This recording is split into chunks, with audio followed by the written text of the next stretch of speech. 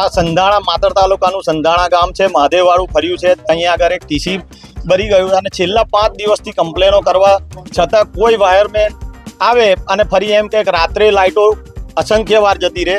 Kheda complain કરો તો એવું કહેવામાં આવે કે બરોડા કરવાની. બરોડાવાળો કમ્પ્લેનનો જવાબ કોઈ આલતું નહીં. અને કાલે તો નવું ટીસી બેહાડવામાં આવ્યું. નવું ટીસી બેહાડે ફરી 200 ઘરમાં લાઇટ, પંખા, એસી, ફ્રીજ બધું લોકોનું ભરી ગયું. સામાન્ય પબ્લિક અત્યારે પૈસા કઈથી લાવશે આ બધા? અને એનું જવાબદાર કોણ? હમણાં બિલ ભરવાનું હોય તો તરત કાપી કાઢે છે. આનો જવાબ કોણ આલશે?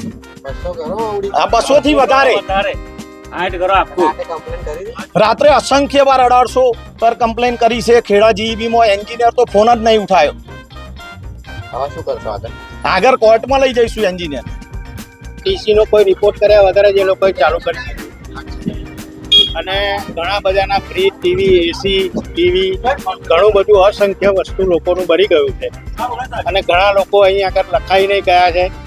જે અમારી સમક્ષ આ બધું છે કે ભાઈ કોઈના ટીવી ભરી ગયા, કોઈના ફ્રીજ ભરી ગયા, કોઈના પંખા ભરી ગયા, કોઈની ટ્યુબો ભરી ગઈ, કોઈનું વાયરિંગ ભરી ગયું, કોઈનું મીટર ભરી ગયું છે. એવું ઘણું બધું લોકોને તકલીફો થઈ છે. 5 દિવસથી લાઇટો જ નથી રહેતી ને, અને રાત્રે જ જાય અને જ્યારે કહેવા આવે તો કશું કોઈ ગણકારતું જ નતું. અમે ચેક કર્યું જ નહીં અને ડાયરેક્ટ એ લોકોએ લગાવી દીધું.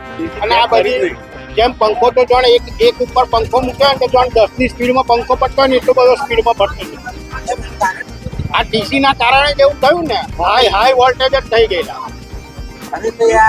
લાઈટો આટલી બધી તકલીફ થઈ છે ગામમાં, લોકોના ઉપકરણો ઉડી ગયા છે. શું કારણ છે? ટ્રાન્સફોર્મરના અંદરનો કોઈ ફોલ્ટના લીધે. શું ફોલ્ટ છે? બસ ન્યુટ્રલ વાયર છૂટો પડી જાય અંદરથી લાગે. મેઘર અમે કર્યું એમાં એવું બતાવે છે. શેની અંદર છૂટો પડે?